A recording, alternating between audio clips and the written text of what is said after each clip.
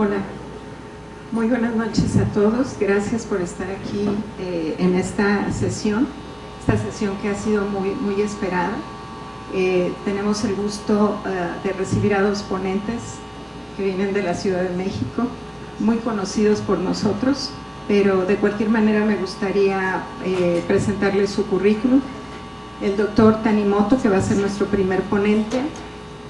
A lo mejor muchos no sabemos que además de ser médico es licenciado en informática.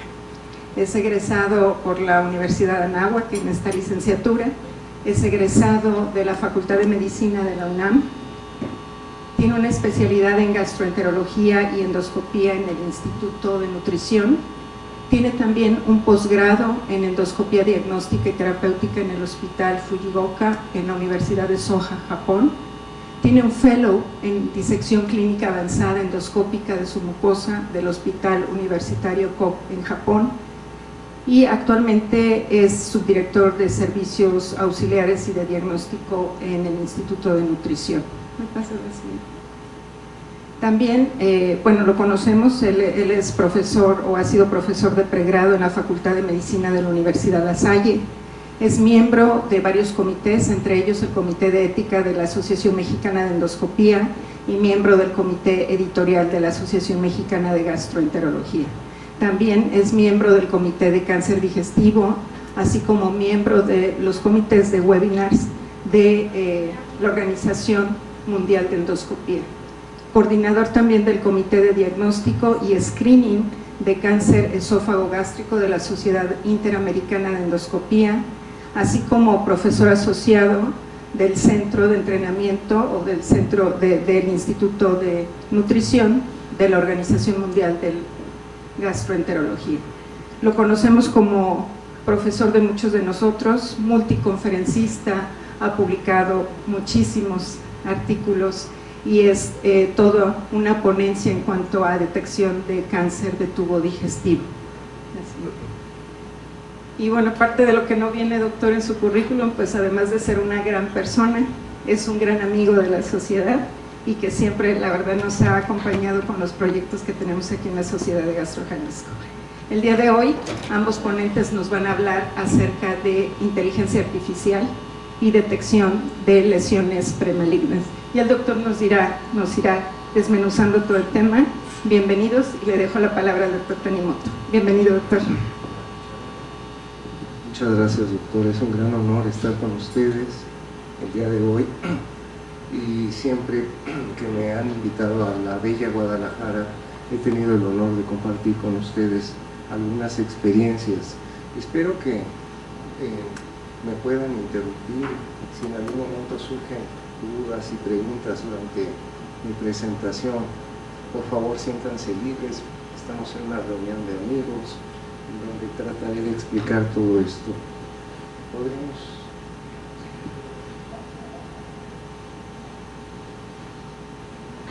Creo que sí. Bien, como todos ustedes saben, el tiempo para el diagnóstico y el tratamiento de una lesión por cáncer tiene varios intervalos de tiempo. El primer intervalo corresponde al paciente y es cuando el paciente pierde peso y evacúa de color oscuro o tiene un vómito con sangre, y eso lo hace ir al médico de primer contacto. El médico de primer contacto pide los estudios básicos, una biometría, probablemente una placa de abdominales, y finalmente se da cuenta de que este paciente tiene algo grave que tiene que ser atendido por un sistema de alta especialidad, y para esto, bueno, el intervalo de tiempo que corresponde a la atención primaria pues va desde la primera evidencia clínica, los primeros estudios y la primera referencia al especialista. Después viene el intervalo de tiempo que corresponde al sistema de alta especialidad, en donde es la primera visita al especialista. Y como se pueden dar cuenta, este intervalo de tiempo es muy largo en nuestro medio. Desafortunadamente, cuando llegan al consultorio,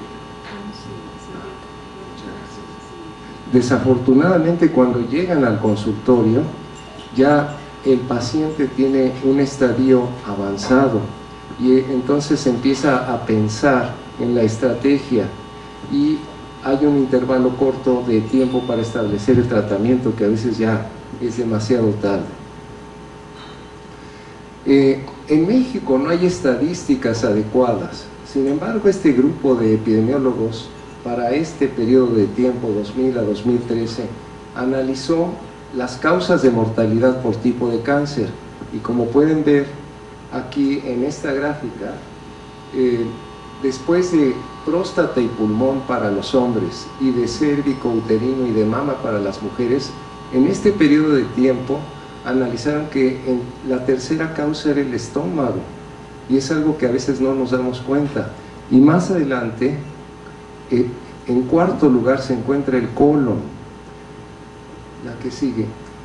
Los indicadores de calidad de endoscopia, todos nosotros sabemos que van desde la detección hasta la caracterización de las lesiones, y esta caracterización requiere un entrenamiento adecuado, tanto para poder identificar las lesiones como para saber si es una lesión que puede ser tributaria a tratamiento endoscópico o no, y eso también requiere de un tiempo preciso de inspección, pero que se logra con la experiencia y el conocimiento. Y también es importante la endoscopía, la alta tecnología en la endoscopía, que desafortunadamente en nuestro medio no todos los hospitales cuentan con ella, pero que es muy importante para poder empezar a encontrar cáncer incipiente en nuestro medio.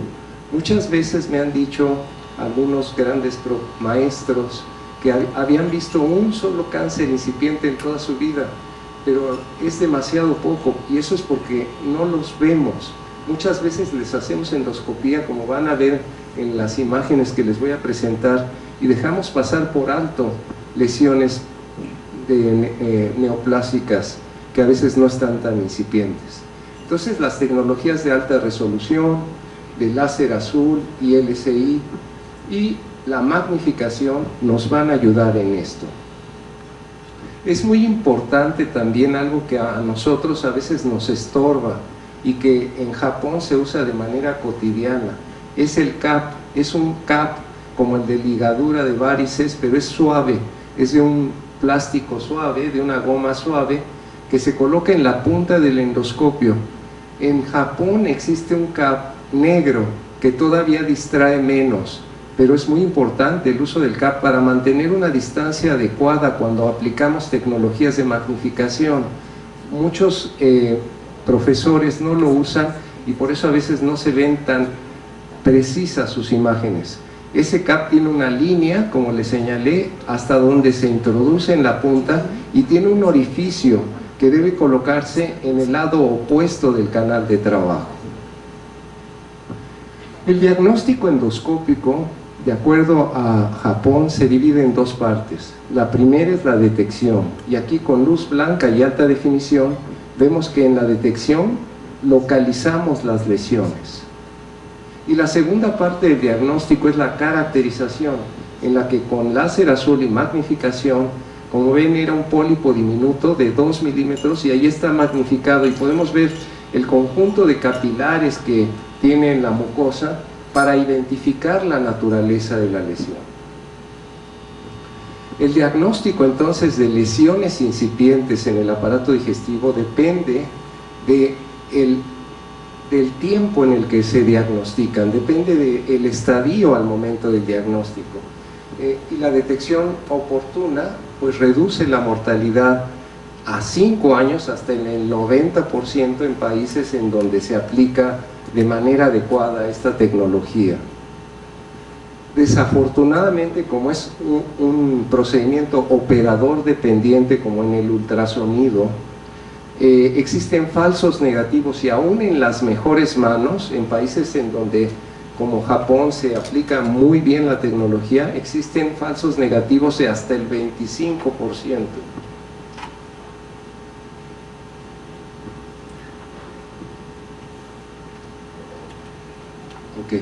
Esta es importante también. Esta es una tecnología ya bastante vieja que empezó en los 70s en Japón y que se ha propagado a lo largo del mundo y que yo le llamo cromoendoscopía. Cuando me refiero a los aparatos, es una cromoendoscopía digital, y a esto me refiero como cromotinción.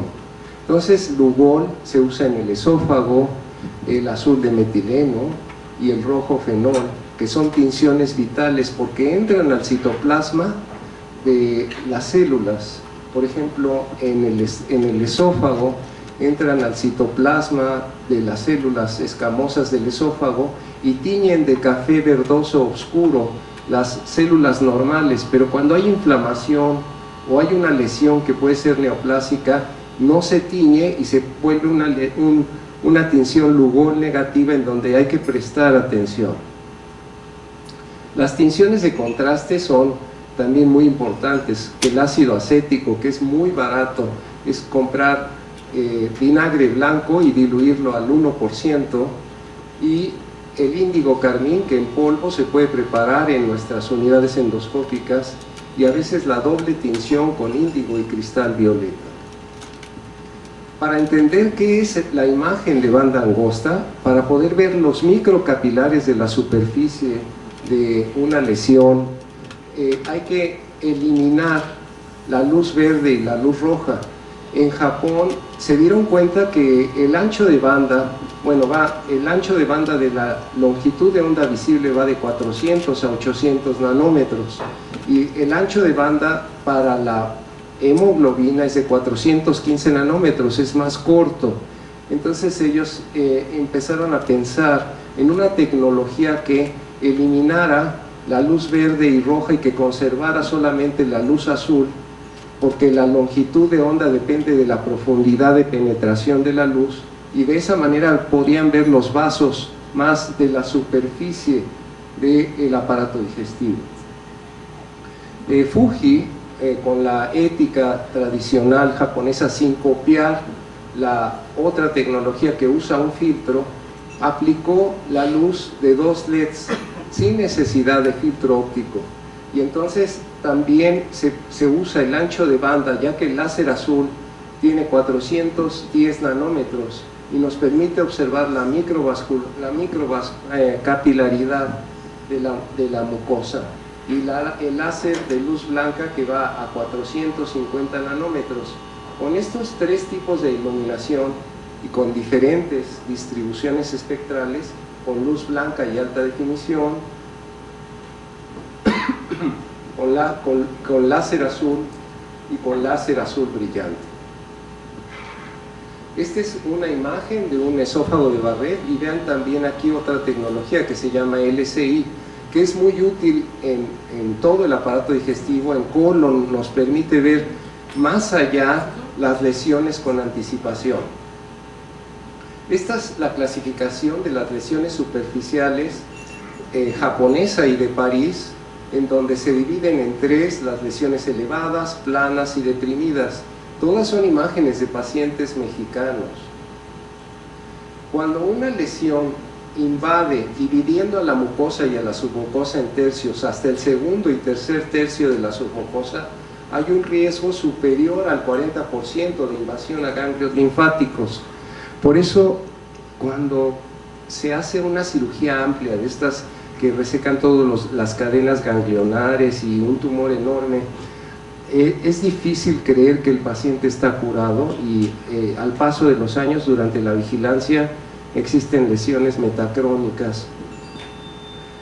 Y bueno, estos son ejemplos también de pacientes mexicanos de lesiones elevadas, planas, que son planas superficialmente elevadas, planas y planas superficialmente deprimidas. Con luz convencional, ustedes vean este esófago. Como pueden imaginarse, se trata de un esófago de Barrett de segmento largo. Aquí lo vemos de una manera más detallada con el láser azul, y les voy a mostrar cómo la cromotinción no está fuera de época y no ha caducado. Se usa en conjunto con las tecnologías más actuales. Aquí estoy aplicando, después del láser azul, ácido acético o vinagre. y vean cómo después de aplicar el ácido acético hacia la unión o hacia el segmento largo de Barrett, hay unas zonas que son acetonegativas, y esa zona acetonegativa, al biopsiarla, nos reportó una displasia de bajo grado, de tal manera que el ácido acético, al usarlo en conjunto con las nuevas tecnologías, sigue siendo útil, no desplaza la cromotinción a la cromoendoscopía digital. Aquí, por ejemplo, si ustedes ven esta imagen con láser azul, ¿cuál pensarían que es cáncer? Ya se adelantó un poco en la presentación, pero pues en la primera, el calibre de la microcapilaridad y la morfología heterogénea nos habla ya de una lesión que no es por esofagitis, que incluso en los Estados Unidos Patrick Sharma ha reportado estas lesiones en sacacorchos longitudinales. Y la dilatación y tortuosidad pues sí se refiere a esofagitis, pero no al cambio de calibre y a la morfología heterogénea. Aquí, despacio, vemos 3 imágenes. Están ustedes en su sala de endoscopía, tienen un equipo, un laserio, y con el laserio aplican alta definición, láser azul y magnificación, y entonces ven 3 pacientes diferentes. ¿Cuál de los 3 ustedes considerarían que es tributario a tratamiento endoscópico? El primero tiene un patrón de la superficie aberrante, está borrada la superficie, tienen unos capilares gruesos que aún sin ser experto, esta no es tributaria y ya es una lesión que invade más allá de la submucosa.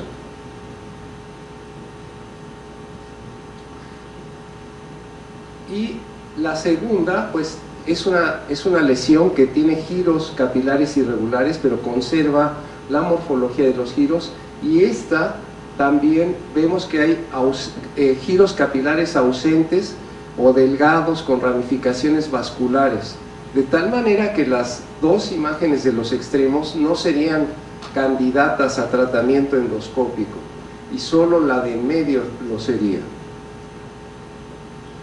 ¿Cómo podemos diferenciar una lesión benigna de una lesión neoplásica? En general, una lesión benigna es una lesión regular, simétrica, homogénea, bien demarcada. Si trazamos una cruz sobre las lesiones, vean cómo la cruz simétrica y pequeña la lesión bien demarcada, se trata más bien de una lesión benigna. Cuando ya vemos una lesión neoplásica, es irregular, es asimétrica, es heterogénea, no bien demarcada. Entonces les voy a presentar varios casos clínicos. Este es un hombre de 56 años, arquitecto, oriundo de la Ciudad de México. Como antecedentes familiares de importancia, pues tenía un tío que padeció cáncer gástrico a los 75, un tío paterno de cáncer de pulmón a los 81, y uno materno también con cáncer de pulmón a los 70. Como antecedentes importantes, le hicieron una cirugía de columna en la juventud por una malformación congénita, tenía alcoholismo bastante escaso, social, una cerveza o una copa de vino a la semana, en realidad no bebía, y fumó, pues sí fumó durante 33 años con un índice tabáquico importante de 16.5. En 2016, en abril, él presenta melena en 3 ocasiones, por lo cual va a un hospital privado y le realizan una endoscopía. En esa endoscopía ven una úlcera duodenal, y para justificar el costo del hospital privado le ponen un hemoclip y le toman biopsias aleatorias del esófago.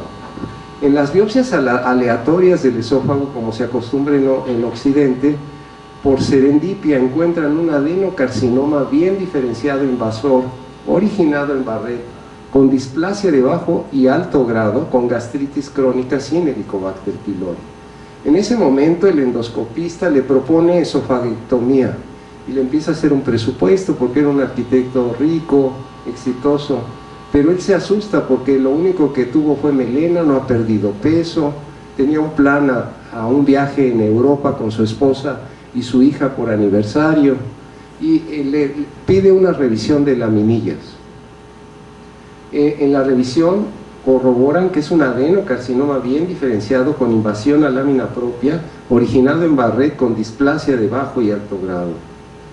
Pero el paciente, otra vez en la negación, como todos los pacientes que les dan una mala noticia, asintomático, sin pérdida de peso, busca alternativas terapéuticas. Se hace una tomografía que él nunca me mencionó que se la hizo, y la guarda. Y en esa tomografía encontraron ganglios cervicales y mediastinales y un nódulo subpleural en el segmento superior del lóbulo inferior izquierdo.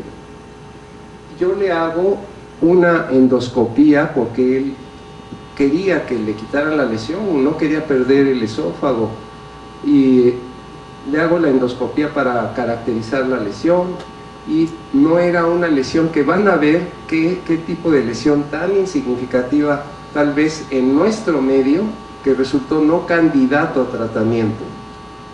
Ahí está, ese es su esófago. Si ustedes entran y ven a este paciente por primera vez en su clínica de endoscopía y ven ese esófago, pues lo primero que pensarían es que este señor no tiene cáncer. La que sigue. Luego le pongo láser azul y ya se ve un poco más clarito las lengüetas y la longitud de acuerdo a la clasificación de Praga. Y luego aquí está la endoscopía. Empiezo a ver los 4 cuadrantes. Vean, ahí ya hay displasia, hay microcapilar, hay sangrado microcapilar, patrón aberrante de la superficie, allá hay borramiento del patrón habitual de la mucosa, en sacacorcho, como dice Sharma, y aquí es la zona más aberrante.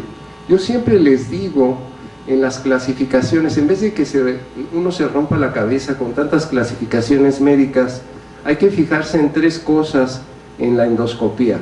Si el patrón de la mucosa es uniforme, no es uniforme o es aberrante, y ahí el patrón es aberrante. Ya desde que yo vi ahí, estaba su sobrino político conmigo, que es médico y ya es gastroenterólogo y buen endoscopista. Le dije, tu tío no es candidato a tratamiento endoscópico. Y entonces, ¿cuántas biopsias le tomarían ustedes? ¿En dónde y cuántas? Este no está editado, este video. Estas son las fotos en tiempo real, solamente el endoscopio. Ok. Y lo que pasa es que este paciente tenía así el esófago. Entonces por primera vez entro aquí, me hace retro, me salgo y ahora ya puedo entrar al estómago. En el PET hay engrosamiento concéntrico de las paredes de la unión esófago-gástrica. En la lesión 1, adenomegalia paraesofágica lesión 2 y adenopatías lesión 3. Entonces este paciente no era candidato a ningún tipo de tratamiento endoscópico. Esta es otra historia interesante. Este es un hombre joven de 44 años de edad, diseñador, no tiene antecedentes familiares de importancia, reflujo de 10 años de evolución, alcoholismo social, también fumaba bastante hasta los 36, y esto es lo que vi: una mucosa gástrica ectópica, un islote ectópico, y ahí se ve el esófago. Y si se dan cuenta, con LSI aquí se ve una lesión, y con magnificación y láser azul se ve. Y entonces el estómago estaba así, y aquí está la endoscopía. Entonces vemos al paciente joven, no tiene, es asintomático, no ha perdido peso, pero aquí es la sorpresa y lo importante de tener un buen patólogo o patóloga cerca de nosotros, porque la patóloga me dijo, la anterior, me dijo, no se trata de una neoplasia, se trata de hiperplasia de glándulas submucosas, y me manda ese artículo, que sigue.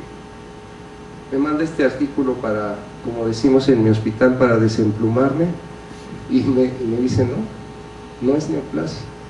Pero el paciente, por joven y así muy impulsivo, yo traté de explicarle que había que darle seguimiento, se enojó y lo perdí de la consulta, ya no lo he vuelto a ver.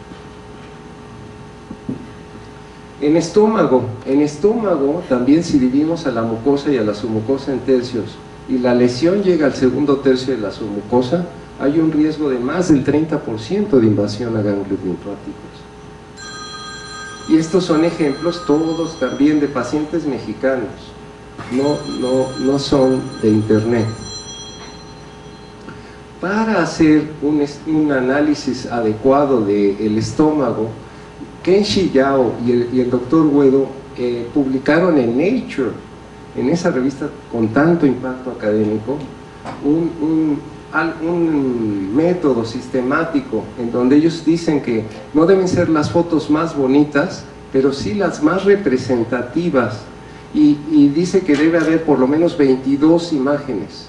Cuando entramos de pasar el cardias hay que hacer un escaneo circular y tomar curvatura menor, pared posterior, mayor y pared anterior. La que sigue, hacia el tercio medio del estómago, otras 4 fotografías, y en el antro gástrico otras 4 fotografías. Levantamos la punta del endoscopio y vamos en retroflexión hacia el cardias, y vemos ahí esas en retroflexión en tercio medio, y la que sigue en el fundus y cardias, otra vez toda la circunferencia. Y ellos proponen que estos 22 imágenes pueden ayudar en retrospectiva también es importante tomar película. Yo siempre que me mandan un paciente le pido al endoscopista que me mande la película, porque eso me permite a mí ver en dónde le tomó las biopsias exactamente. Y muchos de nosotros, desafortunadamente, la película es muy barata, pero no lo hacemos. En estas dos imágenes vemos una mucosa rosada en el lado izquierdo y una mucosa que está muy pálida con los vasos submucosos muy claros. ¿En dónde podríamos encontrar una lesión neoplásica? En Japón se habla mucho sobre la atrofia, la metaplasia y la displasia, y son foros de discusión muy actuales.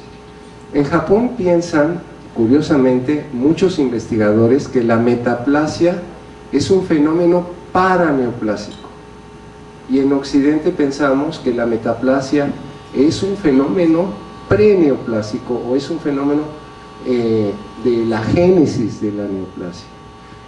Ellos no dicen que no hay que vigilar estrechamente a un paciente que tiene metaplasia y atrofia, porque ahí se encuentran con mayor frecuencia, pero el dato más importante es la atrofia extensa hasta el cardias. Entonces, en la imagen de la derecha, obviamente la que sigue, podemos ver a un paciente que tiene, además de Helicobacter pylori, tiene atrofia extensa de la mucosa, y eso lo hace tributario a un estudio más detallado de la cámara gástrica. También los invito a leer la clasificación de Kioto. En México no se usa la clasificación de Kioto, y la clasificación de Kioto es más tardado, pero nos obliga a hacer un reporte más detallado de lo que vemos, si hay atrofia, si hay metaplasia, si hay pliegues gruesos, si hay eritema. Es muy útil para hacer un informe. A veces, haciendo el informe con la clasificación de Kioto, decimos: ah, caray, no, a este paciente sí lo voy a citar en tanto tiempo para revisarlo. ¿A que sí? Nosotros usamos esto, las biopsias por la clasificación de Sidney y Baylor, que es una nomenclatura uniforme para biopsiar en gastritis, pero que no es un sistema de pronóstico. Las biopsias dirigidas sí son. La que sigue. Entonces, esta es la clasificación de Kimura Takemoto de los 60s, y está actual, está vigente hasta el día de hoy. Y en círculos, en tiro de blanco, desde el orificio pilórico hasta el cardias, esos tiros de blanco nos hablan si tiene atrofia cerrada hasta la incisura o atrofia abierta hasta el cardias. La que sigue. Entonces, ¿cómo poder observar mejor una lesión? El CO2 también es importante, porque a veces usando solamente aire ambiente, incluso en las colonoscopías, el paciente se perfora con mayor frecuencia por usar aire ambiente. El CO2 se absorbe 150 veces más rápido y nos permite, en caso de perforación, seguir trabajando con el paciente y al final ponerle un sellito de agua y todavía alcanzamos a meterle unos clips para cerrar la perforación. El CO2 es importante ahí. Por ejemplo, en donde está la flecha hay un cáncer, pero si no insuflamos bien y no usamos CO2, no lo veríamos. Ahí está el cáncer. En esta imagen, en esa fotografía, si nos la lleva un paciente al consultorio, pues le decimos, pues no tiene ni eritema en la mucosa y tiene un cáncerote. Ahí está todo el cáncer. La que sigue. Entonces el índigo, como les digo, sigue siendo vigente, además de las tecnologías, al 0.04%, nos permite observar la superficie y los bordes de la lesión, y al 0.2% nos permite ver mejor el patrón de las criptas. Esto tiene dos filos. Si la lesión es deprimida, pasa lo que en las lluvias en la Ciudad de México, no vemos el bache. O sea, si ponemos la tinción nada más para ver qué encontramos, pues no sirve porque se tapa la lesión, el charco no se ve el hoyito. Pero ya teniendo el conocimiento, por ejemplo aquí, este es un ejemplo, los ojos no ven lo que la mente no conoce. Si ustedes ven esa fotografía en un paciente que está en su sala de endoscopía, ¿en dónde está la lesión?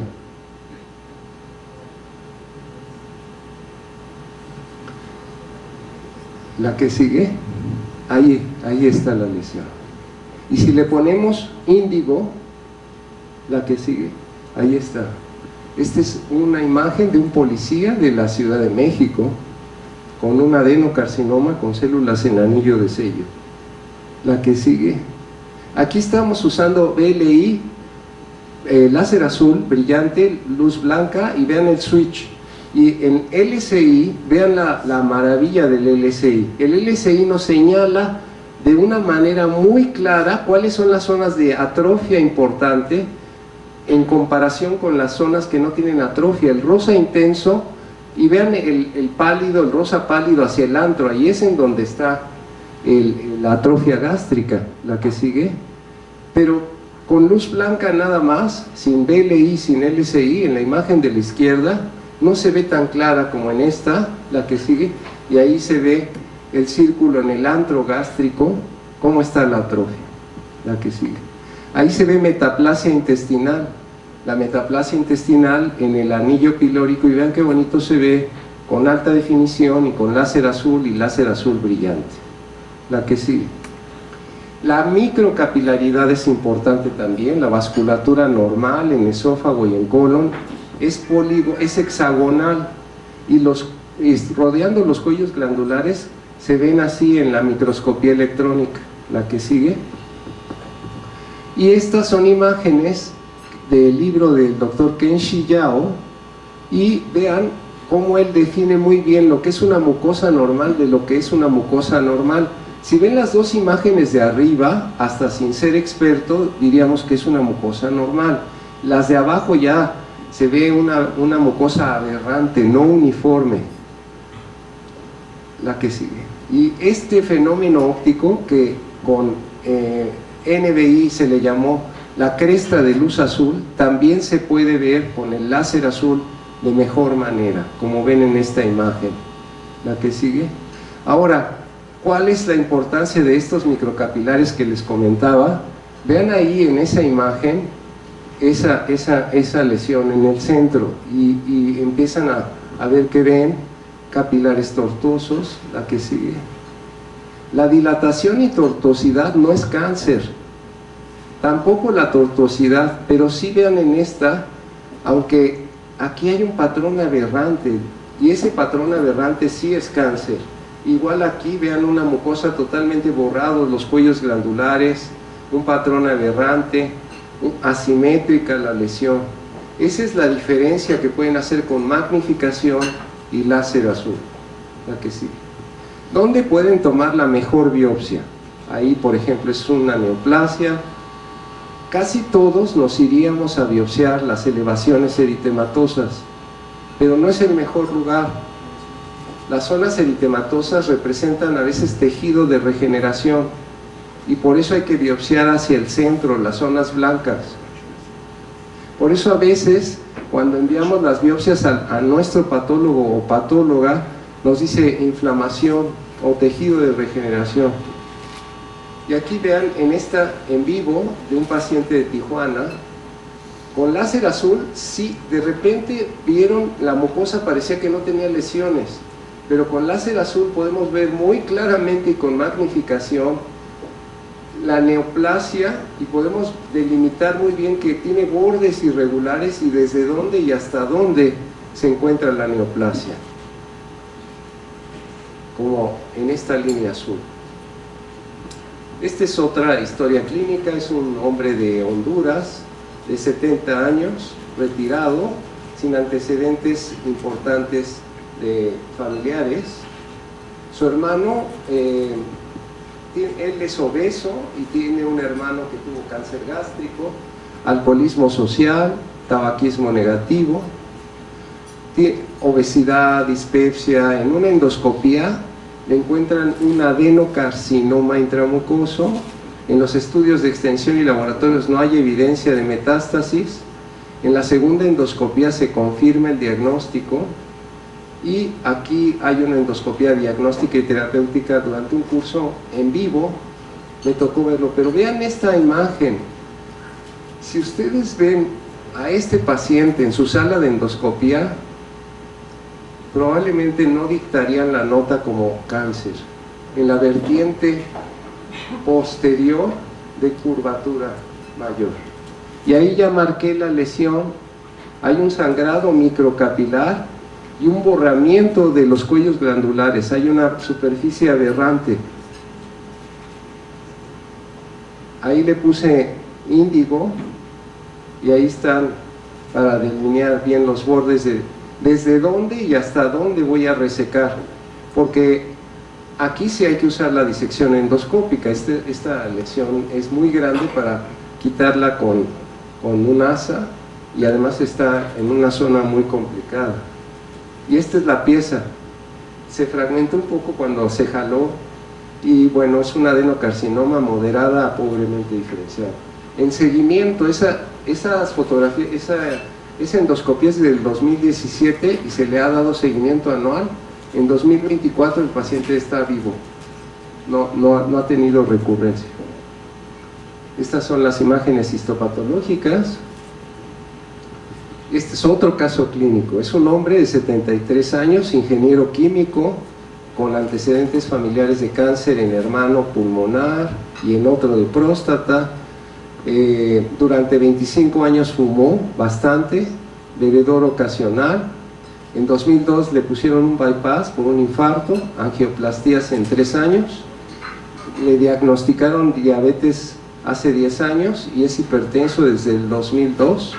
Además, desde hace años padece reflujo y el 2 de marzo de 2017 le hicieron una endoscopia y cubrí los datos del paciente y todo para es decir, la que sigue. Entonces, la que sigue.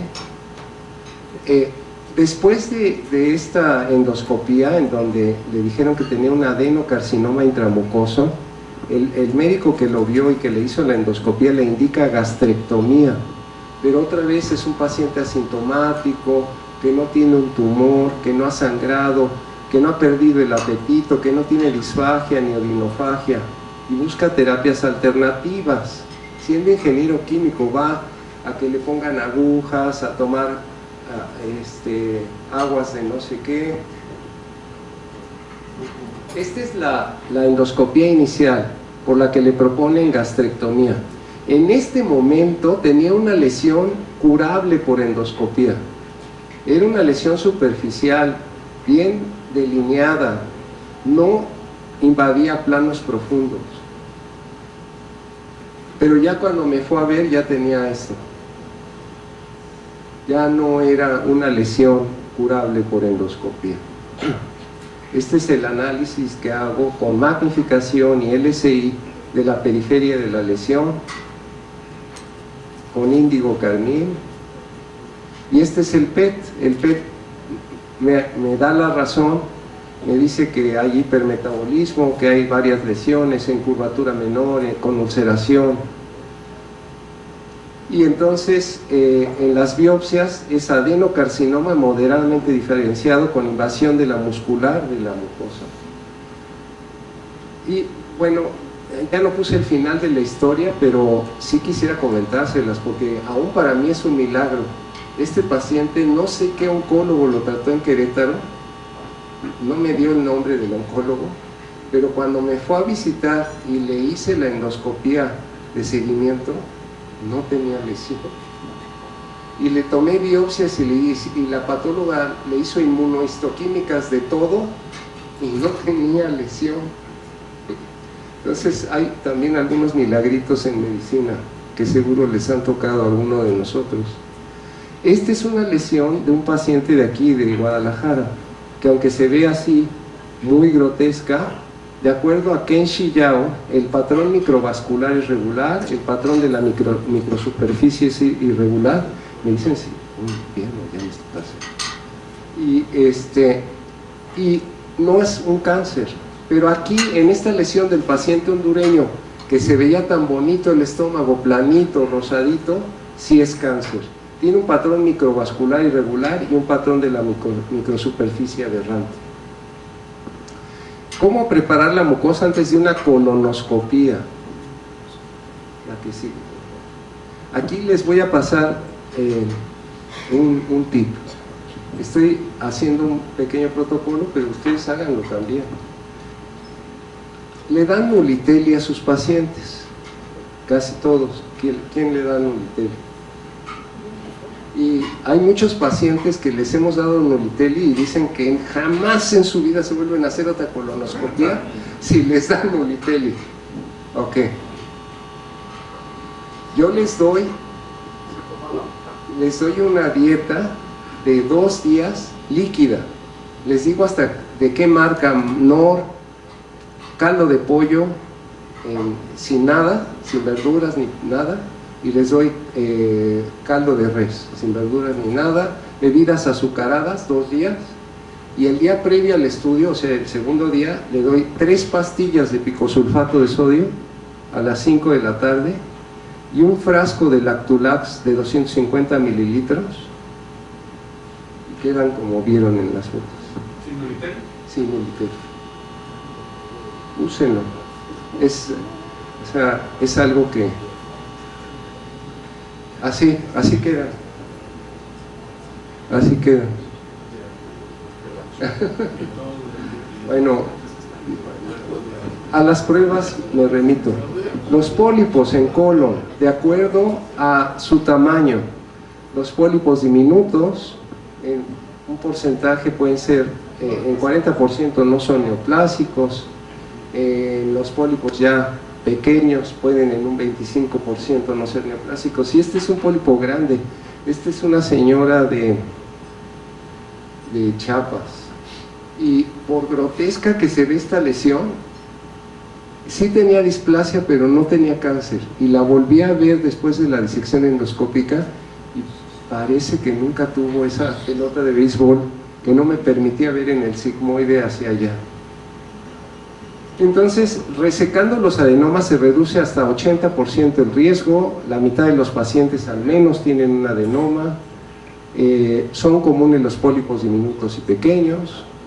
La estrategia de predecir, resecar y descartar, ya en nuestro medio es lo más usado, pero en los Estados Unidos ya se empieza a pensar que con la tecnología y con un valor predictivo negativo adecuado, se puede dejar de biopsiar para que el paciente deje de pagar no sé cuántos dólares allá, ¿no? Usando buena tecnología. Si la lesión llega al tercer tercio de la submucosa, hay también riesgo de invasión a ganglios linfáticos. Estas son la clasificación de París y japonesa, también de pacientes mexicanos. Esta es también, las lesiones en colon también son de expansión lateral, pero hay que tener cuidado con las lesiones planas como esta. A veces vemos una lesión como esta y decimos se la quito con el asa, pero vean que es la punta del iceberg. Lo que le están despellejando es lo de arriba y abajo queda el cáncer.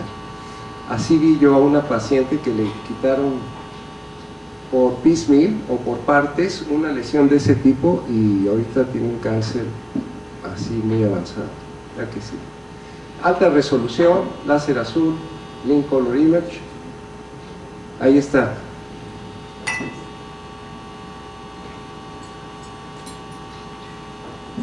Las imágenes hablan solitas. La que sigue. Vean, a lo lejos, cómo se ve el colon con LCI. O sea, es algo que es una tecnología que hoy en día está con la tradicional ética japonesa, está copiando la otra compañía. Al principio el BLI fue tratar de seguir al NBI, ahora el LCI de Fuji se llama TXI en Olympus, pero este es mejor. ¿A qué sigue? Este es el patrón de los cuellos glandulares de Kudo, la que sigue. Se pueden repetir con BLI. Estos son mis pacientes y con BLI también se pueden ver los mismos patrones. Esta es la clasificación de JNET. La clasificación previa a JNET, que la divide en 3 tipos, pero los japoneses decían, no, es que hay lesiones NICE tipo 2 que pueden ser neoplásicas, y entonces hicieron esta que es la de JNET, que también se puede usar con láser azul, también aplica para el láser azul. La que sigue. Entonces, si ustedes no tienen magnificación, usen la clasificación de NICE, pero si tienen magnificación, es obligado a usar la clasificación de JNET. Y este es a pacientes míos en donde vi los tipos con BLI y magnificación. La que sigue. Ahí está el cáncer, que plano, la que sigue. Y bueno, ya para terminar, no sé si tenga tiempo, perdón. Bueno, la inteligencia artificial, es de lo que va a hablar mi colega Miguel. La inteligencia artificial, esta tecnología está modificando cada aspecto de nuestra vida cotidiana. Y esto lo hace desde la que sigue. El trabajo, la movilidad, la comunicación, la economía y la telemedicina. La que sigue. Esta es la portada en 2018. Me hicieron el honor de invitarme a hacer ecos de la Haga en 2018 y me dio mucho gusto y mucha sorpresa. Por primera vez en una DDW vi pósters de inteligencia artificial. Y es una portada de un trabajo de inteligencia artificial que se incrementa el diagnóstico hasta en un 20% con la tecnología que les voy a explicar.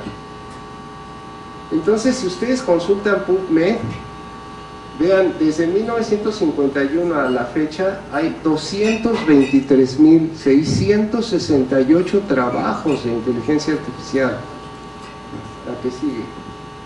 Esta es la evolución en la caracterización de las lesiones endoscópicas. En los 70s índigo, magnificación en los 70s, autofluorescencia en 90s, la colonografía por tomografía en los 2000, NBI en 2004, alta definición en 2007, NICE en 2011, JNET en 2016 y CAT endocitoscopía en 2017.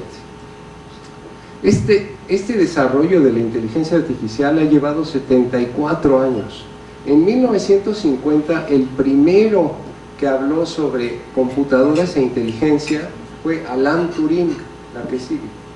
Alan Turing, el matemático de la máquina Enigma, que por sus preferencias sexuales fue condenado y le hicieron un perdón post-mortem, pero que ya... Entonces, John McCarthy en 56 reunió en la Universidad de Dartmouth a un grupo de científicos para discutir sobre las máquinas pensantes, y entre 50 y 60 se dieron los primeros pasos en ingeniería robótica, y desafortunadamente en medicina nosotros no nos bajamos del pedestal y ha sido muy difícil y muy gradual la inteligencia artificial en medicina. En los 60s PubMed, que es una base de datos en la que vieron cuántos artículos de inteligencia artificial hay, en finales de los 90 los primeros sistemas de imágenes médicos, y en 2012 ya con la tecnología actual, hoy un teléfono celular como el que tenemos todos en la bolsa es, no sé, miles de veces más poderoso que la primer computadora que se construyó, que se llamaba ENIAC. ¿La que sigue? Entonces, ¿qué es inteligencia artificial? Primero, bueno, pues este es un modelo simplista de nuestro cerebro. A través de los estímulos de vista, oído, gusto y olfato, pues tenemos estímulos y eso nos da percepciones. Entonces, usando la lógica de nuestras experiencias vividas, sabemos que cuando tocamos una plancha nos quema y eso nos da un razonamiento. Entonces, una entidad artificial debe ser capaz de percibir su entorno, reconocer información y parámetros, buscar y realizar reconocimiento de patrones, identificar y reconocer características de un patrón, planear y ejecutar el curso apropiado de acción y realizar un razonamiento inductivo para crear principios generales y aprender de la experiencia. Y estas son las categorías complementarias de la inteligencia artificial. Esto que les digo es para desmitificar a la inteligencia artificial. Hay muchos mitos, nos contaminamos con Terminator y con muchas películas de ciencia ficción. La inteligencia artificial está en la edad de piedra. Un divulgador de la ciencia, Michio Kaku, en Estados Unidos, dice que hoy la inteligencia artificial es tan inteligente como una cucaracha, pero en 10 años va a ser tan inteligente como un can, pero el can no sabe que nosotros no somos canes, piensa que somos el can alfa, por eso nos mueven y nos siguen, pero en 10 años va a ser tan inteligente como un ratón y en 10 años tan inteligente como un mono, pero el mono sí sabe que no somos humanos, que no somos de su raza. Entonces hay que aplicar el principio de Isaac Asimov en ese momento de no matarás a tu creador. La robótica, el procesamiento natural del lenguaje y el reconocimiento biométrico son las 3 categorías complementarias de la inteligencia artificial. La primera, la robótica, la anterior, esa está tan avanzada que una bailarina que perdió las dos piernas en el bombazo de Boston volvió a bailar por un millonario que también perdió una pierna en alpinismo, que es como el de Tesla, que hace prótesis inteligentes, porque una prótesis robótica inteligente es capaz de sentir presión, temperatura y velocidad, y volvió a bailar tango. No es nada más un brazo mecánico que se mueve a la izquierda y a la derecha, sino que es capaz de aprender. El procesamiento del lenguaje natural también suena muy fantástico, el chat GPT, los traductores simultáneos, y luego el reconocimiento biométrico. La robótica y el reconocimiento biométrico son los más avanzados en inteligencia artificial, porque la inteligencia artificial, como vamos a ver rápido ya para darle paso al doctor, a Miguel, es un cálculo probabilístico, así, eso desmitifica totalmente, no es inteligencia. Para que llegue a ser algo inteligente probablemente tendríamos que hacer un híbrido biológico tecnológico. Las redes neuronales convolucionales son un conjunto muy rimbombante que le pusieron este nombre, y nada más es un cálculo probabilístico en varias etapas. Eso es una red neuronal. El deep learning o aprendizaje profundo es que una vez que se hace ese aprendizaje en varias etapas probabilístico, la máquina toma las características más importantes a través de un algoritmo de una lesión. Y después viene el machine learning. Ya que la computadora tomó todos esos datos, le muestran una imagen nueva y dice: eso es cáncer. pero no es tan fantástico como se lo imaginan, ni por mucho. La que sigue. ¿Cómo le enseñamos a una computadora? La que sigue. Este es el término DIP, que arquitectura multicapa. La que sigue, las redes son una red informática interconectada. Esta es una neurona artificial y este es un algoritmo matemático. Así como nosotros analizamos si tiene un valor predictivo positivo, valor predictivo negativo, ahora tenemos que irnos a las ciencias ómicas. La medicina del futuro es la medicina de precisión, en la que vemos la genómica, la farmacogenómica, etcétera. Y también eso apoyado en la inteligencia artificial. Entonces estos son como a través de ponderaciones matemáticas se llega a un cálculo, pero tampoco es tan fantástico como se lo imagina. La que sigue. ¿Cómo ve la computadora? La computadora ve una imagen a color. Esa imagen a color la convierte en blanco y negro. Cada punto de esos blancos y negros llega un momento en que hay un conjunto que por cálculos matemáticos nos dice eso es significativo y lo guarda en una base de datos. Entonces, si todos los expertos japoneses le dan 1 millón de imágenes de cáncer gástrico, junta todos los puntos. Cuando le mostramos una nueva endoscopía, siempre que el endoscopista tenga la habilidad de mover la cámara hacia la lesión, porque si no, pues no la ve.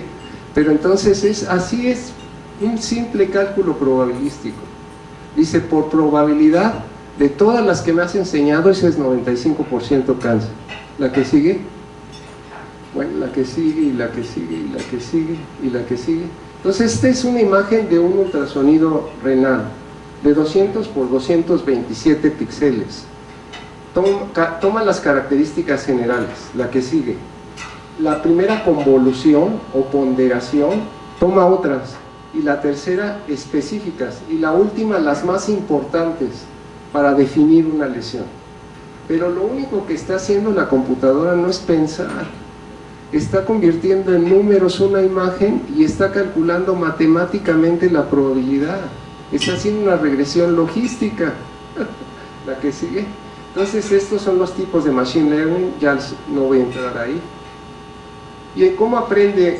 Aquí está una imagen a color, la que sigue blanco y negro, la que sigue la sectoriza, la que sigue la convierte en números, y entonces sí, ya aparecen en 2018 un montón de trabajos que ya no hay tiempo para abordar, y doy la palabra a Miguel Ángel. Muchas gracias, perdón.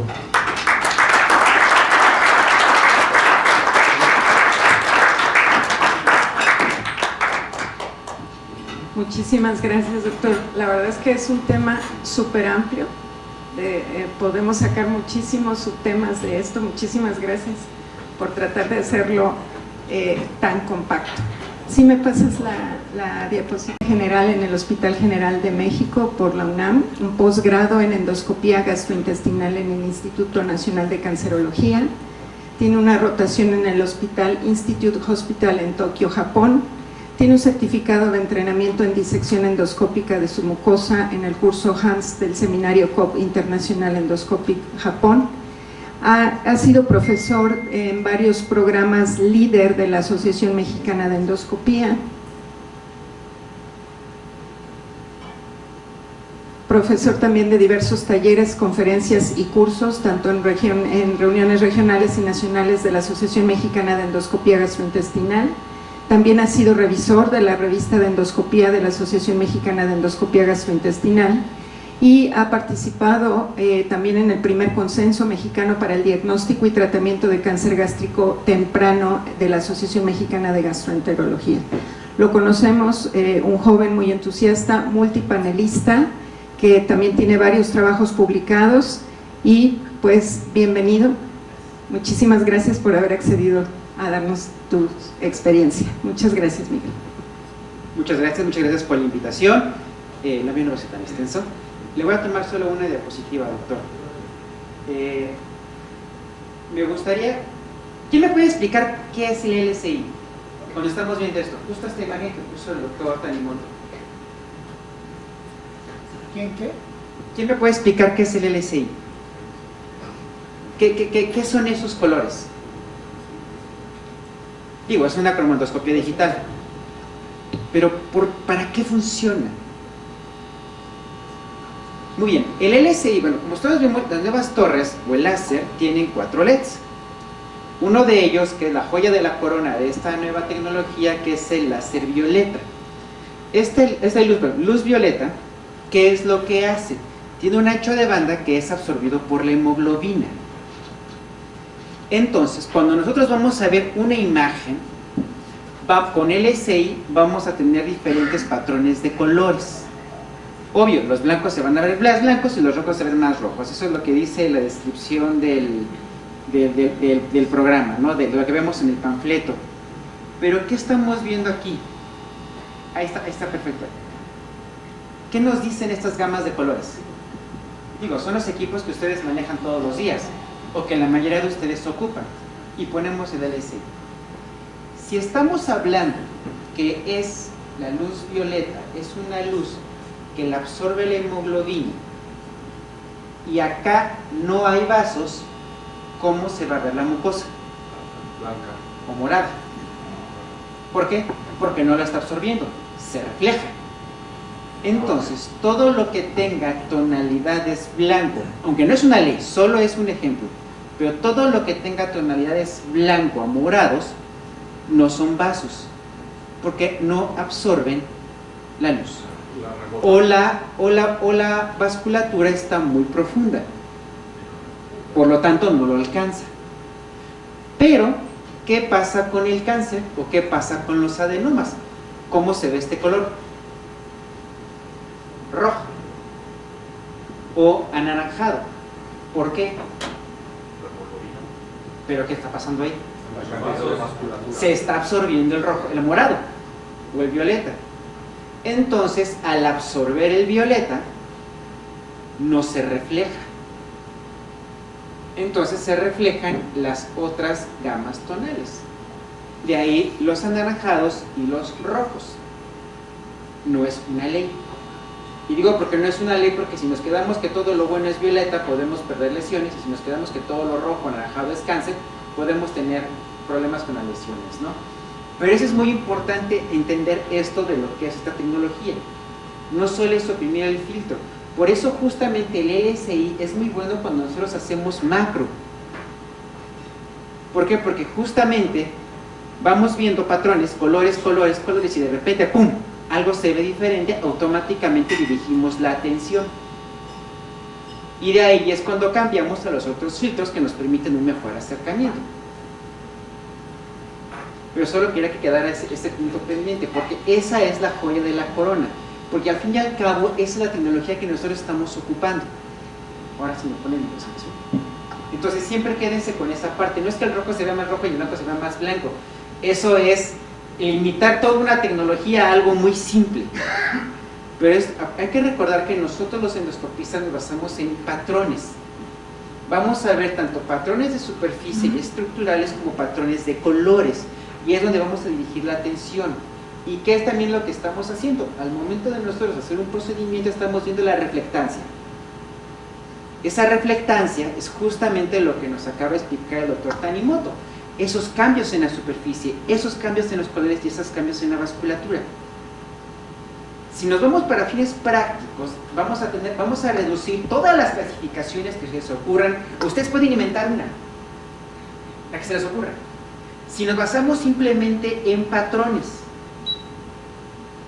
¿qué tanto está feo? ¿Qué tanto es normal? ¿Y qué tanto está bonito?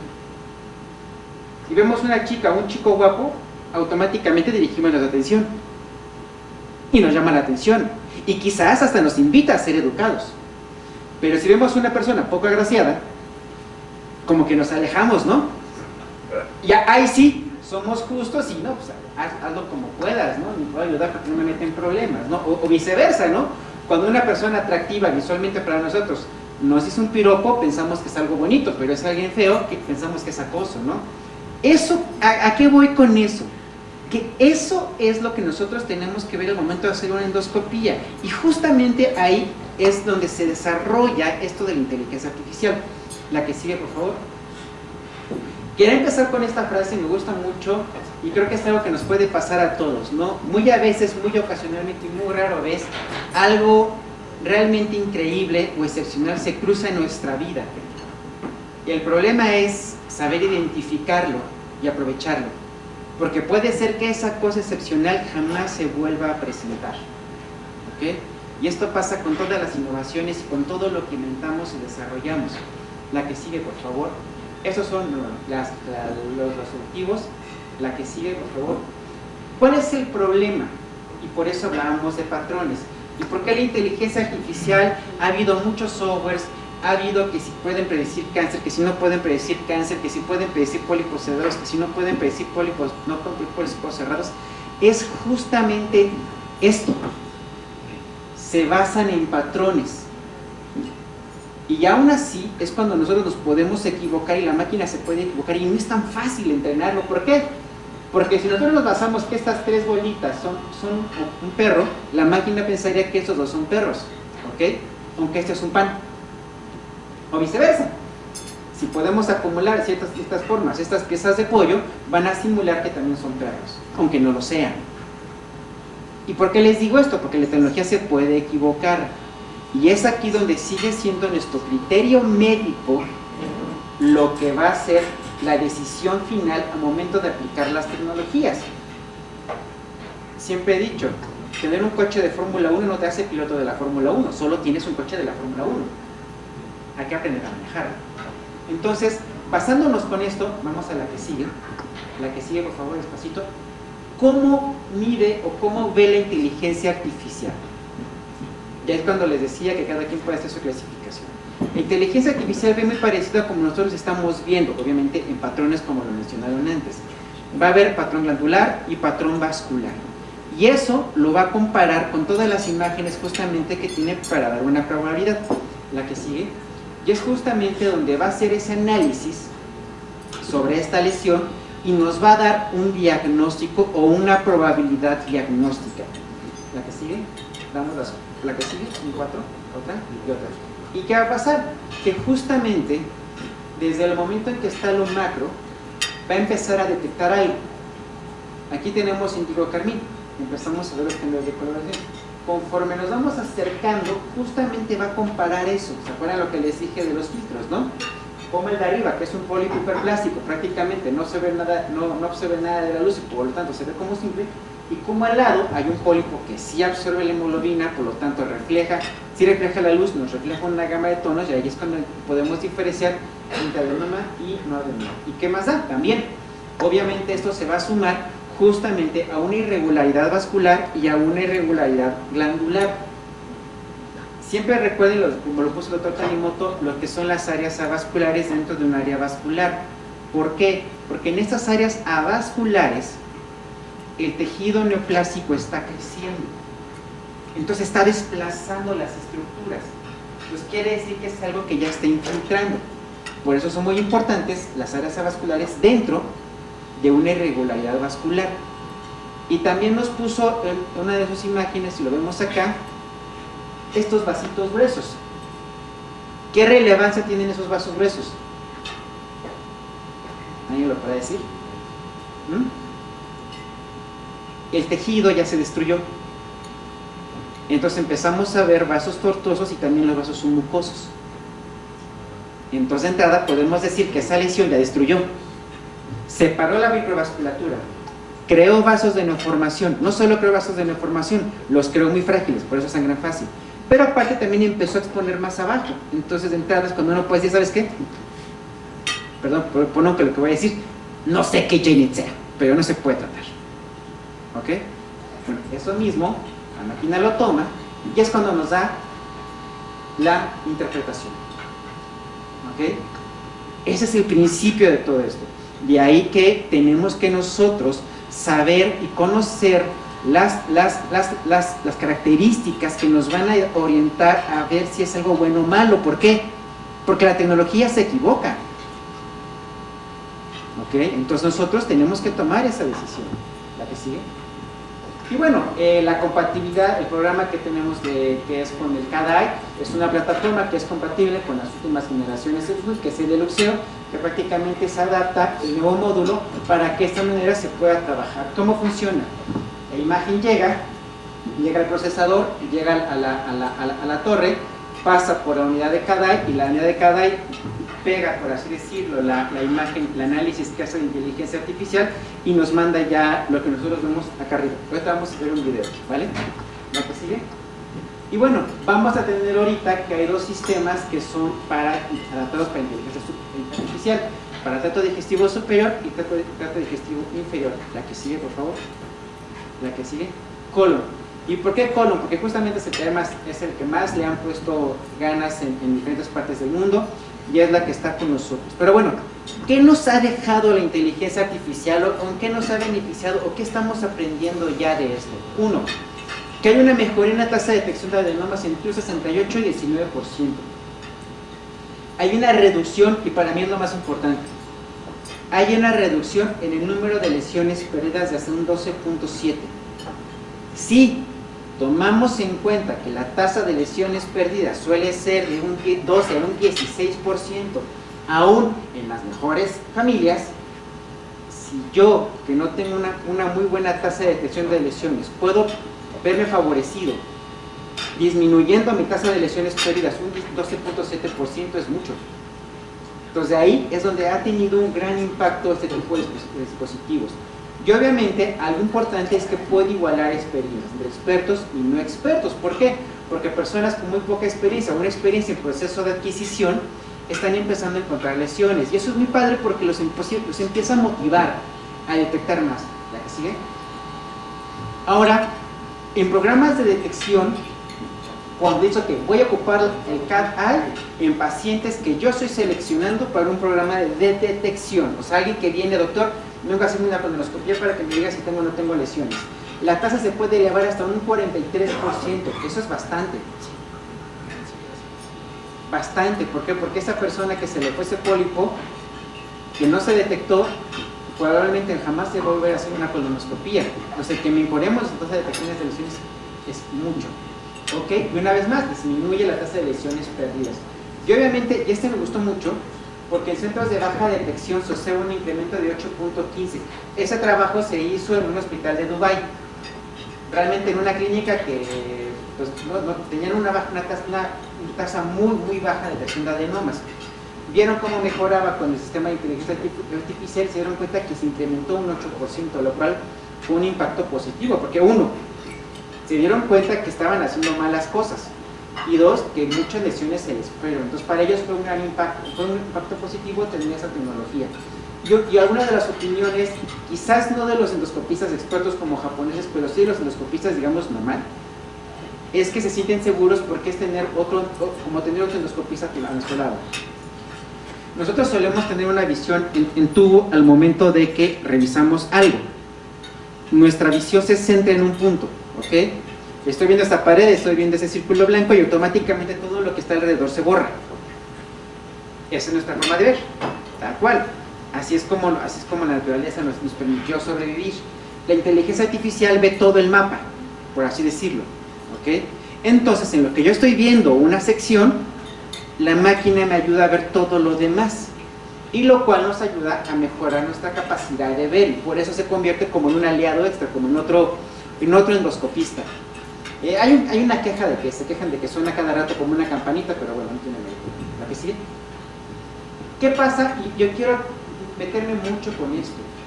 Quizás un endoscopista experto va a decir, yo no lo necesito, porque ya soy un experto, porque yo le entrené, porque yo le enseñé, porque yo tengo una tasa de detección de adenomas de más del 55%. Bueno, está bien, él no la necesita, pero los endoscopistas jóvenes les podrá servir, y justamente este trabajo quiso ver si realmente esto puede ayudar a mejorar la tasa de detección en endoscopistas jóvenes. ¿La que sigue? Y se dieron que efectivamente la tasa de detección de adenomas en médicos que tenían que la tasa de detección de lesiones perdidas en endoscopistas jóvenes disminuía con la adquisición de inteligencia artificial en endoscopistas jóvenes. Una vez más, y repito mucho esto, creo que el impacto positivo de esta tecnología va a ser la disminución de lesiones perdidas, ¿ok? Y sobre todo de pólipos chiquitos. Ahorita vamos a ver las imágenes. Un pólipo de 15 milímetros, pues todo el mundo lo ve, hasta el camillero lo ve y dice, mira, Doc, hay un pólipo, ¿no? Pero los pólipos chiquitos, esos son un reto, porque quizás no todos los pólipos van a progresar a cáncer. Quizás muchos adenomas solo se van a quedar como adenomas chiquitos, se van a quedar así toda la vida. Pero es muy difícil saber qué adenoma chiquito va a decidir transformarse en un cáncer y cuál no. Entonces detectarlos es bueno. La que sigue. Entonces se dieron cuenta que la tasa de lesiones perdidas disminuyó considerablemente a favor de la inteligencia artificial en aquellos que en comparación con endoscopías estándar sin inteligencia artificial. La tasa de detección de adenomas, no hubo diferencia entre expertos, entre no con inteligencia artificial y con inteligencia artificial, lo cual dice, bueno, quizás no detectamos más, pero perdemos menos. ¿Ok? Y lo cual ayuda mucho a este tipo de procedimientos. La que sigue. Y bueno, ¿cómo va a funcionar? Para los que no tienen la oportunidad de trabajar con este aparato, vamos a tener, esta va a ser nuestra pantalla, ¿ok? Que vamos a tener. El CADAI se va a activar mediante con un botoncito.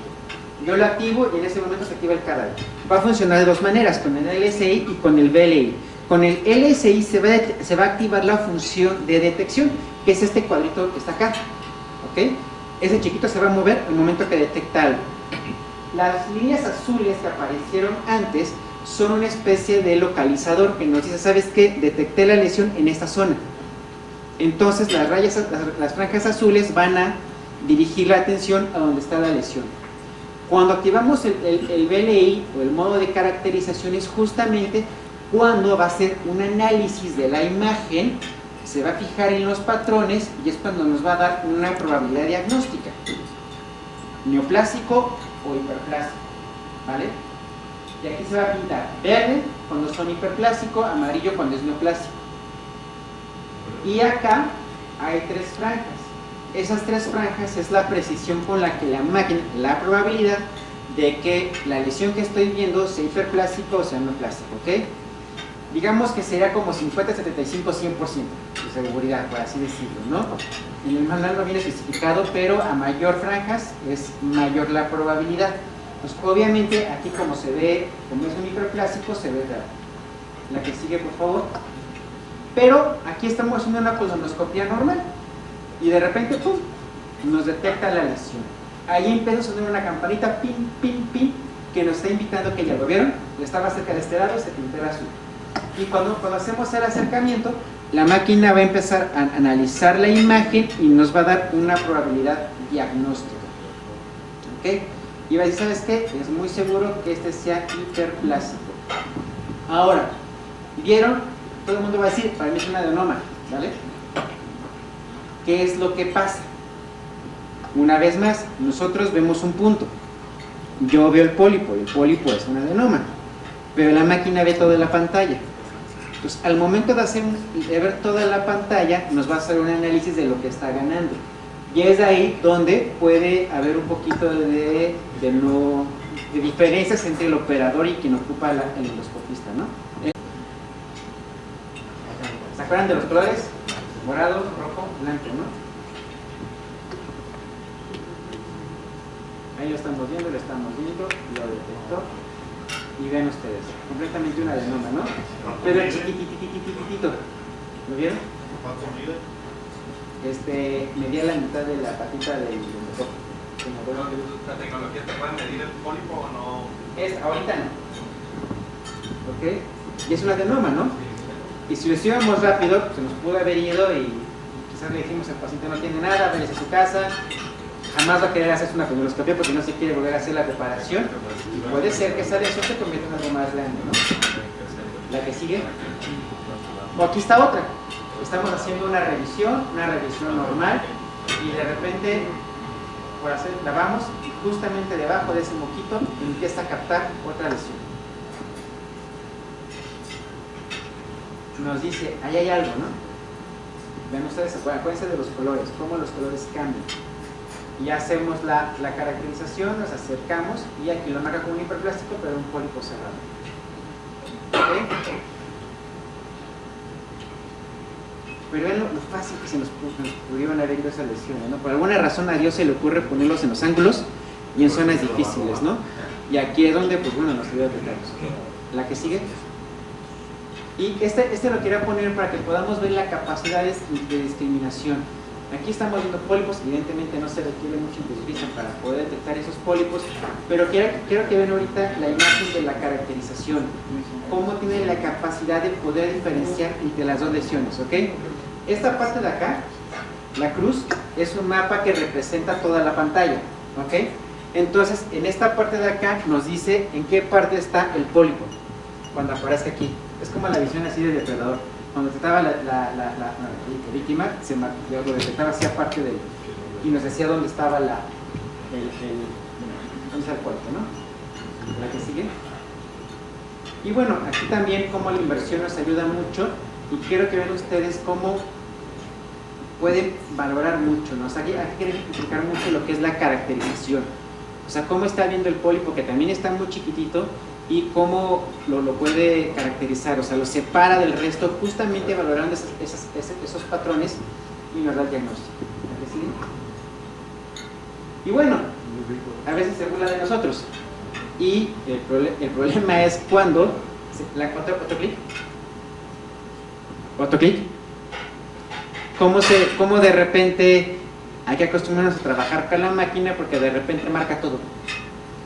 Empieza a sonar pim, pim, pim, pim, pim, pim, pim. Entonces uno está ahí viendo qué es lo que está marcando, ¿no? Pero bueno, aquí está marcando los pliegues, está marcando las vellosidades. Y no es que la máquina se equivoque. Acuérdense, se basa en los patrones. Cuando ve los pliegues amontonados de que el colon está colapsado, se da cuenta que hay algo que no está bien, que no es liso, que no hay una adecuada patrón vascular, o cuando ve las vellosidades detecta que la arquitectura no es normal, ¿ok? Fue diseñado para detectar pólipos, no para ver el hilio.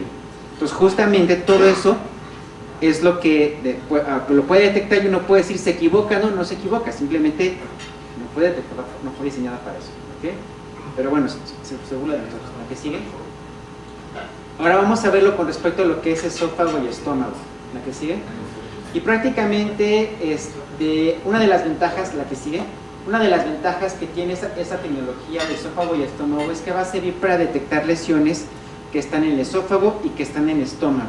Aquí la función principal va a ser la de detección, lo que se llama KD, ¿ok?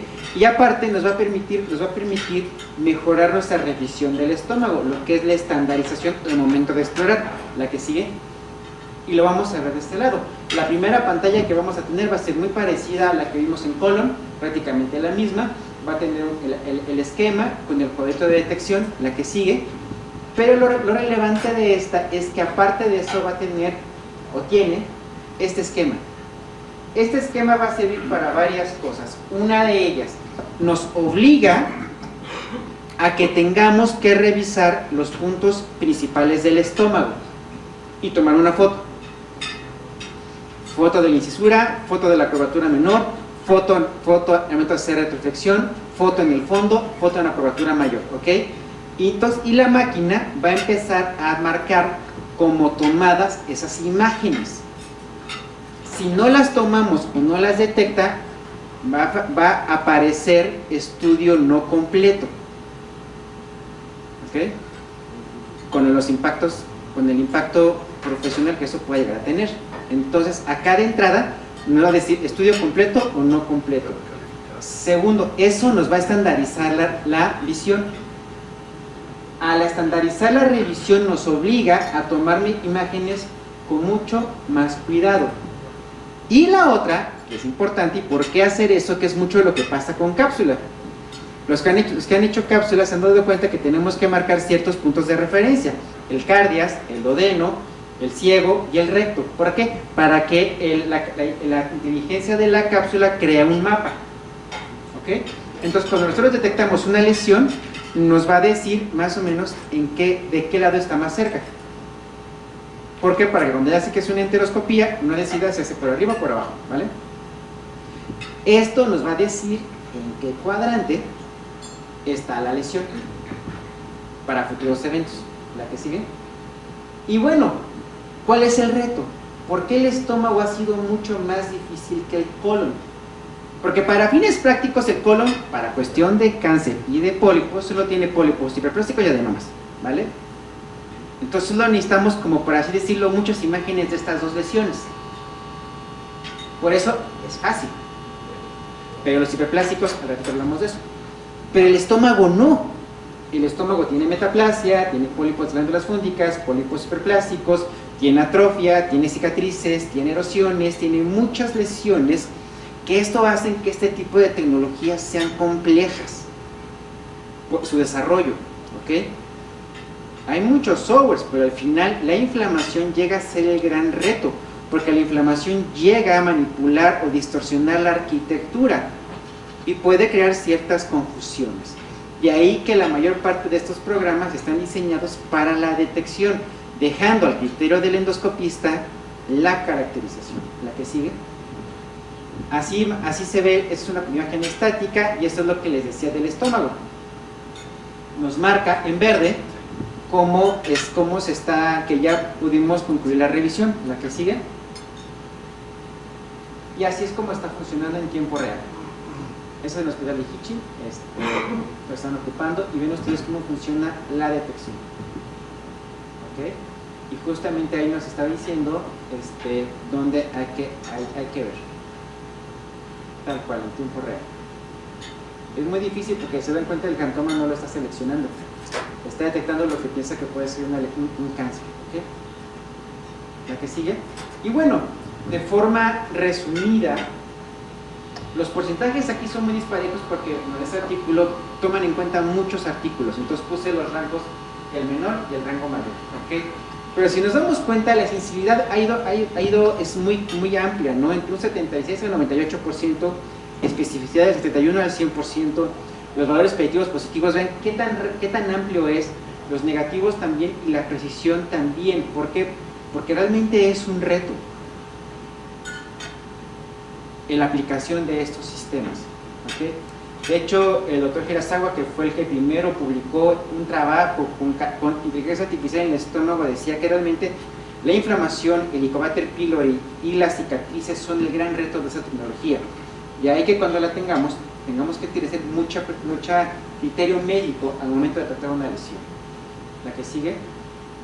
Y esto, bueno, son las principales diferencias entre los sistemas. El tracto digestivo superior tiene más tipos de lesiones. También se requiere diferencia entre esófago y estómago. Depende mucho de la limpieza del campo y obviamente la inflamación es el gran reto.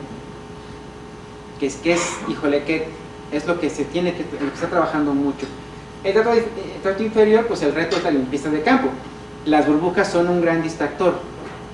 Obviamente la popo no se ¿verdad?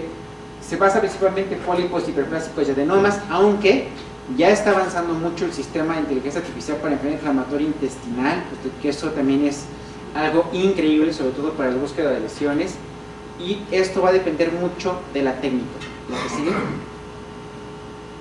La que sigue, y con respecto a la pregunta, ya se están desarrollando, implementando ya sistemas que puedan medir los pólipos, justamente mediante la proyección de un láser. Este láser, dependiendo de la distancia que se tenga del endoscopio a la lesión, va a medir la longitud y nos va a dar un parámetro. O sea, nosotros vamos a poder ver esta reglita, donde vamos a poder ver entre esas distancias cuánto mide el pólipo. Obviamente esto se está adaptando, se adapta a las distancias. Si estoy más cerca, detecta el reflejo del láser, refleja cómo se proyecta la imagen y adapta el tamaño del pólipo. Y bueno, eso es una de las cosas que están ya adaptándose y va a ser parte de una actualización del software.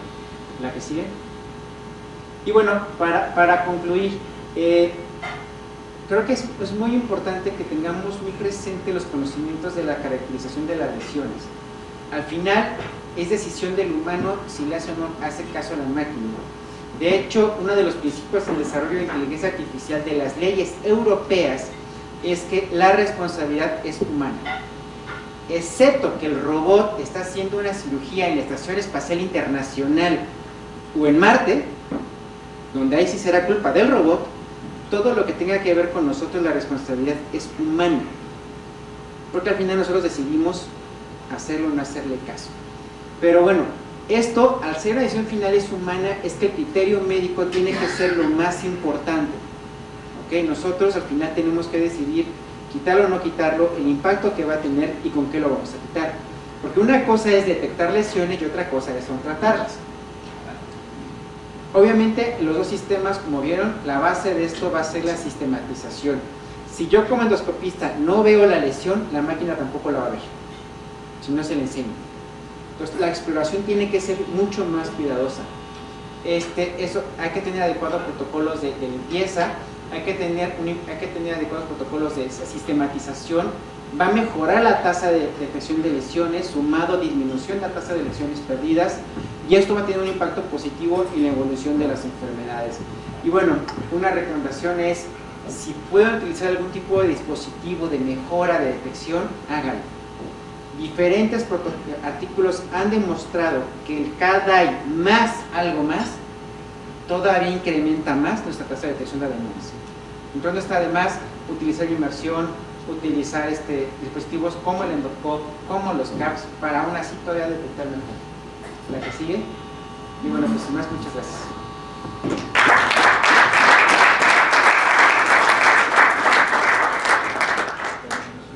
Muchísimas gracias, Miguel.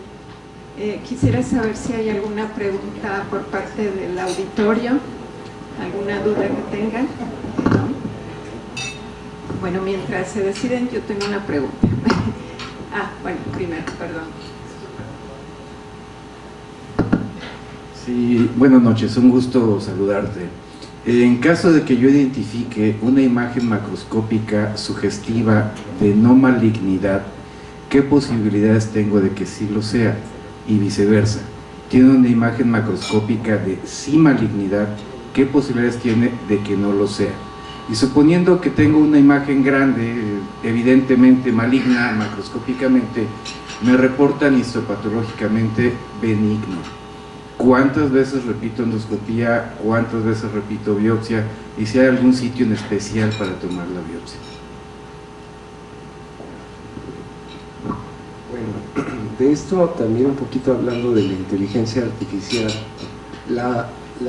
el cálculo de probabilidad que hace la inteligencia artificial sobre los pólipos que mostraba Miguel se ha equivocado en varias veces, porque lo caracteriza como pólipo hiperplásico porque no tiene color rojo, pero no tiene color rojo, pero al hacer magnificación vemos una depresión y un aumento de la capilaridad. Entonces eso contesta un poco la pregunta. Depende del entrenamiento del endoscopista la probabilidad de no equivocarse. Es que me da pena, pero es cierto, en Japón, por ejemplo, el doctor Kenshi Yao, que es el líder en diagnóstico, entra antes de que el doctor Toyonaga, que es el líder en disección endoscópica, corte una lesión. Entra el doctor Kenshi Yao, que además es patólogo y su hermano es patólogo, y tiene muchos secretillos por ahí que no he podido ni hablando en japonés arrancarle, porque dice, no, tiene copyright, todo para él tiene copyright, y no quiere como soltar, aunque se jubiló ya este año. Entonces, lo que yo he podido aprender de estas preguntas es que depende del entrenamiento del endoscopista, en primer lugar. Y en cuanto a la inteligencia artificial que hablaba Miguel, estamos a años luz, o sea, estamos en la edad de piedra, aunque sí es una tecnología bastante importante, ¿no? Y que es algo que tenemos que aprender. Entonces, para cada cuánto y todo eso siempre va a depender del entrenamiento, de la sistematización, de las características que aprendemos a ver, la microcapilaridad, el cambio de color, el cambio de la superficie en conjunto indican el sitio de la lesión. Y para eso precisamente está la clasificación de Kenshi Yao, de la microcapilaridad y la microsuperficie. No es una pregunta fácil de responder, cada cuánto lo tengo que hacer, si el patólogo me responde. No es fácil porque aquí también entra otra vez la inteligencia artificial. La validez interna es más fácil que la validez externa. La validez externa de todos estos sistemas es comparándola con quién, comparándola con qué habilidad, con qué conocimiento. Y la validez interna es comparando con los expertos japoneses, con los creadores de la inteligencia artificial, ¿no? Entonces, no es fácil de contestar esa pregunta, pero en términos así llanos, depende del entrenamiento del endoscopista. Entre más ojos el león tenga, mejor. Y yo quiero agregar algo. Y Casal, que fue mi residente, no me dejará mentir. ¿Llegaron a ver la película de Vecinos Invasores? ¿Se acuerdan que la tortuga decía, es que me vibra mi colita? O sea, cuando no confiaban en el mapache y le decía a todo el mundo, es que me vibra mi colita, que algo no está bien. Y le dice a todo el mundo, no confiamos en él porque me vibra mi colita. Jamás se va a arrepentir de dudar de sus ojos. Si usted cree, y yo siempre le digo a todo el mundo, quizás no fui a Japón, quizás no sea magnificación, pero hay clasificaciones que puedo aprender, que puedo ver. Si usted considera que lo que está viendo no es bueno, no dude en investigar a fondo hasta que usted esté seguro. La verdad, y esto pasa mucho con la rinitis plástica. Llegan, tomamos biopsia, sale inflamación. 3 meses después el paciente se muere porque nunca le hicimos nada. Hay que decirle, existe la probabilidad de que las biopsias no salgan. Y hay que volver a repetirlo. ¿Cuántas veces lo necesario para estar seguro? Si usted cree que esa lesión no es benigna, o comparta la información con otro colega, que eso también es muy válido, o haga lo necesario para estar seguro. Y ¿cómo saber si está benigno o maligno? Pues prácticamente si me sumo a esa respuesta, ¿no? O sea, hay que conocer las clasificaciones, o sea, conocerlas y ver, y aún así uno se puede equivocar, pero yo les decía a los residentes, es mejor que te equivoques 100 veces en una biopsia. ¿Por qué? No significa que seas un nopal, ni significa que estás buscando, que te estás tomando el tiempo de buscar. Llegará un momento en que uno se deje de equivocar. Espero tener su respuesta. Muchas gracias. Pues esto va precisamente en relación a lo que les iba a preguntar con el sistema CADEI. ¿Cuál es la correlación entre las imágenes, lo que nos dice la inteligencia artificial y el histopatológico? ¿Qué correlación nos pueden hablar? Okay. La literatura nos habla de más del 95% de correlación que puede haber de precisión. Varía mucho el tamaño de la lesión y obviamente el tejido resecado. ¿Por qué el tamaño de la lesión? Si nosotros vimos las imágenes, cuando el pólipo es muy chiquitito, la máquina se confunde. Entonces, tengo 3 células que son adenoma, pero tengo 1 millón de células que son normales. Entonces dice que es hiperplasia. Y cuando tomamos la biopsia, resulta que hay una adenoma. En mi experiencia personal utilizando este sistema, más del 90%. O sea, sí había veces que se equivocaban. O sea, cuando eran pólipos muy inflamados, hiperplásicos, de esos que están en el recto, que la materia fecal los lastima, se jalan, se estiran y se inflaman mucho, la máquina los detectaba como neoplásicos.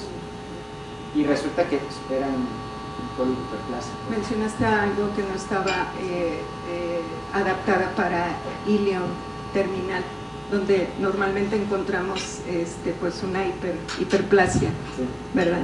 Entonces ahí se podría confundir la inteligencia artificial. Ah, sí, no tengo el video, pero sí tengo un video donde tengo hiperplasia, ¿no? Medular linfoide, y de hecho Exacto. Parecen así ojitos como de caracol, los Ajá. hilitos, y la máquina se vuelve... O sea, empieza toqui. Ajá, empieza así. Ok, muchas gracias. Sí, ya no les presenté por obvio de tiempo, pero desde 2018 se han presentado muchísimos trabajos en donde, otra vez hablando de la validez interna y la validez externa, se ha hecho estudios en donde 2 patólogos expertos analizan un pólipo, por decir, junto con un experto está revisando el colon de un paciente y encuentra un pólipo y dice, ese pólipo es un adenoma maligno. y el sistema inteligente dice, sí, estoy de acuerdo.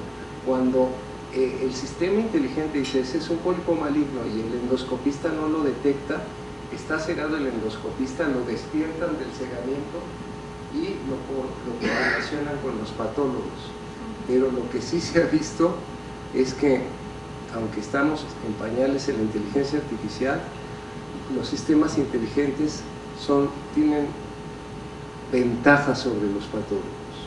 ¿Podríamos hablar de biopsia virtual? Sí, claro, Sí. de biopsias virtuales, y eso también lo hacen en enfermedad inflamatoria intestinal. En la enfermedad inflamatoria intestinal se hizo un trabajo muy interesante de fotografiando las deposiciones de los pacientes. Solo con las fotografías de las deposiciones, el sistema inteligente podía decir la actividad en los pacientes. Pero eso es igual que lo que les explicaba, es un cálculo probabilístico. Lo mismo que hace, aunque les voy a poner un ejemplo fácil. Ustedes ya han oído del chat GPT. El chat GPT es un diccionario es un diccionario de miles de palabras. Entonces, cuando uno le pregunta al chat GPT, el chat GPT calcula la probabilidad de la respuesta más razonable. Pero los reto a que le pregunten de su área de expertise. Yo ya me di cuenta de que no sirve. Ya le pregunté, ¿quién inventó la disección endoscópica? Y te da una respuesta más o menos razonable, pero te empieza a hablar de Harvard, y pues en Harvard no. O te empieza a hablar de la Mayo Clinic y en la Mayo no. Lo interesante del chat GPT es que va aprendiendo de la experiencia, de sus errores, va aprendiendo. Llega un momento en que si se enfrenta a expertos cientos de veces, va a llegar un momento en que ya no se equivoca tan fácil, porque entonces ya le empieza a decir, no te equivocaste. El que inventó la disección endoscópica está